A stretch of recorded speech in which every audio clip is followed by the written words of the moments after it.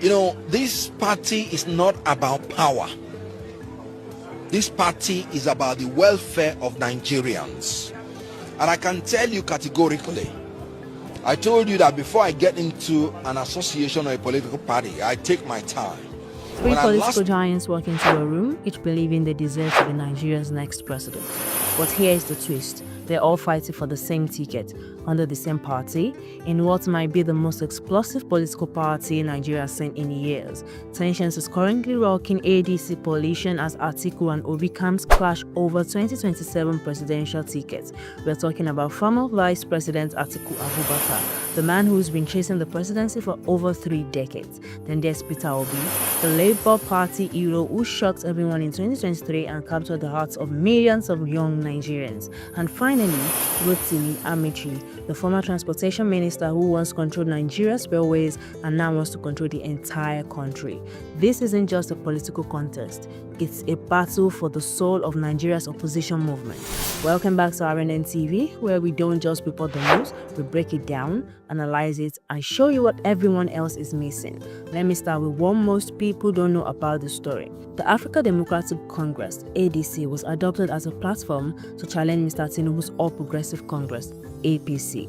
Leading the ADC coalition is former Vice President Atiku Abubakar and ex-governor of Anambra State, Peter Obi, both runners-up in the last presidential election. But here is where it gets interesting. The ADC wasn't always their first choice. In a dramatic political shift, News Online Nigeria reports that key opposition figures, including former Vice President Atiku Abubakar, Labour Party's 2023 presidential candidate Peter Obi, former Transportation Minister Obi Amaechi, and ex-Kaduna Governor Nasir El-Rufai have taken the African Democratic Congress (ADC) as a unified platform to unseat President Bola Ahmed Tinubu in 2027. Now, this is where things get really strange. The ADC wasn't some random choice, it was strategic.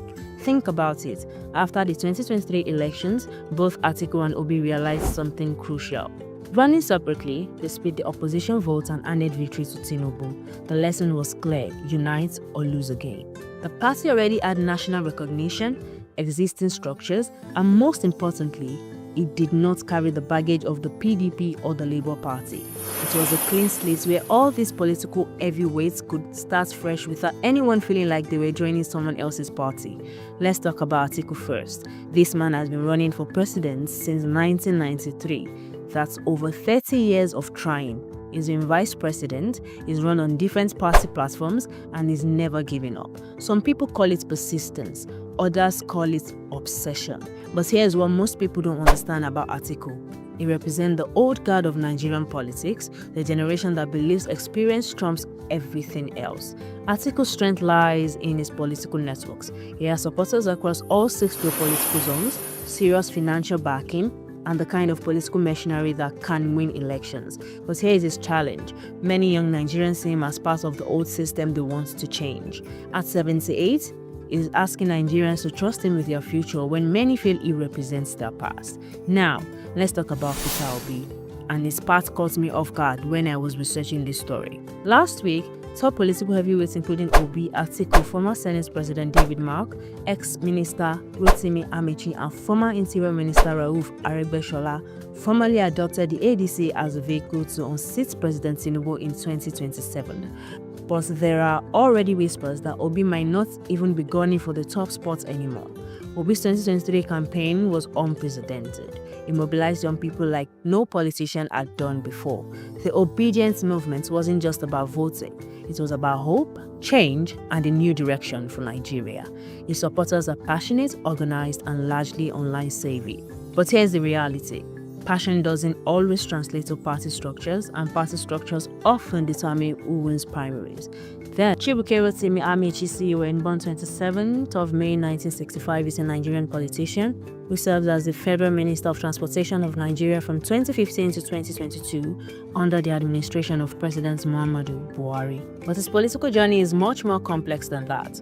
Amaechi was once a rising star in the PDP, served as governor of Rivers State, and later became one of the most powerful ministers in Buhari's government. He controlled massive infrastructure projects, including the Lagos-Ibadan Railway and the Abuja-Kaduna Rail line. But here is what makes him dangerous in this race. He has experience in both opposition and ruling party politics.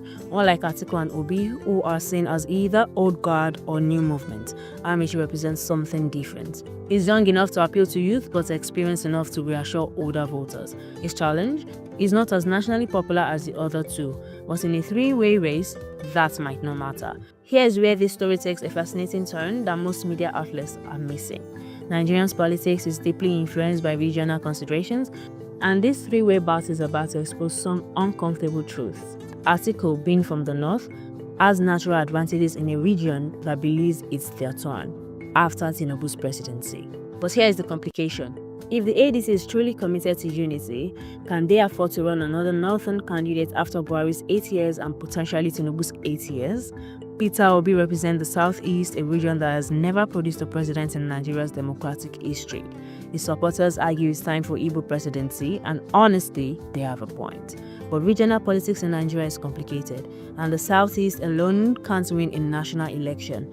Amaechi, being from the south-south, represents a middle ground. His region has produced a president before, Goodluck Jonathan, but not recently. He could be the compromise candidate that satisfies both North and South. Now, this is where things get really messy, and I think this is the most important part of the story. This development, announced during a high-profile meeting in Abuja, has sparked internal tensions within the ADC, with some party members openly opposing the takeover. Think about it. You have three strong personalities, each with their own political base, their own ideology, and their own vision for Nigeria. How do you reconcile Atiku's business-friendly capitalism with Obi's more populist approach? How do you merge Amaechi's technocratic vision with the grassroots movements of the other two? The ADC takeover isn't just about forming a coalition, it's about managing competing ambitions within the same party. And historically, when Nigerian politicians can't agree on who should lead, they split. Remember what happened to the PDP in 2015? Internal fighting handed victory to the APC.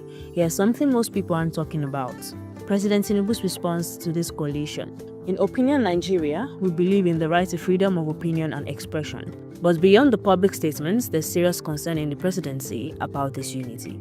Tinubu knows that a unified opposition is his biggest threat in 2027. A divided opposition is what gave him victory in 2023.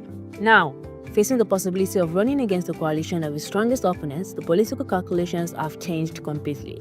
But here is the twist. The presidency might not need to do much to break this coalition. The internal contradictions might do the job for them. When you put three presidential hopefuls in the same party, the question isn't whether they'll fight, it is when. Let me share a personal observation here. This ADC showdown represents something bigger than just party politics. It's about the future of Nigerian democracy itself. For the first time in years, we are seeing opposition figures put aside their egos, at least temporarily, to challenge the ruling party. That's healthy for democracy. Competition breeds better governance, and Tinubu, knowing he faces serious opposition, might make him more responsive to Nigerians' needs. But there is a darker side to this story. If this coalition fails because of internal fighting, it may discourage future attempts at opposition unity. Nigerian voters might become even more cynical about politicians' ability to put national interest above personal ambition. Here's another angle that's not getting enough attention. What does this mean for young Nigerians? Peter Obi energized millions of young people in 2023. Many of them are now watching to see if their energy and passion will be respected in this new coalition, or if they will be sidelined by political calculations.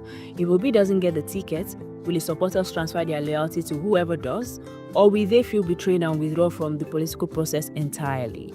This is crucial because young people are the largest voting bloc in Nigeria, and their participation will determine the outcome in 2027. Let's talk about something most political analysts are missing: the economic implications of this three-way battle.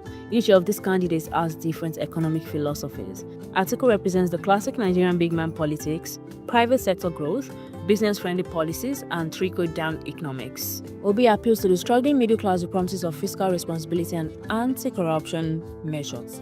Amaechi brings technocratic experience with infrastructure development and project management. Which economic vision wins the primary could determine not just who represents the ADC, but what kind of economic policies Nigeria adopts if they win in 2027. Yes, something that could change everything: timing. We're still over 2 years away from the 2027 elections, and in Nigerian politics, 2 years is a lifetime. Alliances can shift, new players can emerge, and existing coalitions can collapse. The question isn't just who's winning the battle today, but who can sustain their momentum for the next 30 months. Nigerian politics is notorious for last-minute surprises, and this story is far from over. So, what do you think? Can Atiku, Obi, and Amaechi really work together? Or is this coalition doomed to fail like so many others in Nigerian politics? Are we witnessing the birth of a new opposition movement that could change Nigerian politics forever? Or just another case of political opportunism? I want to hear your thoughts in the comments below. Who do you think has the best chance of winning the ADC ticket? Do you believe this coalition can actually defeat Tinubu in 2027? And most importantly, what does this mean for the future of democracy in Nigeria? Do not forget to like this video if you found it informative, subscribe to RNN TV for more in-depth analysis of trending news stories, and hit the notification bell so you never miss our latest content. Share this video with anyone who needs to understand what's really happening in Nigerian politics right now. Remember, as RNN TV, we don't just report the news, we help you understand it. Until next time, stay informed, stay engaged, and keep questioning everything you hear in the news.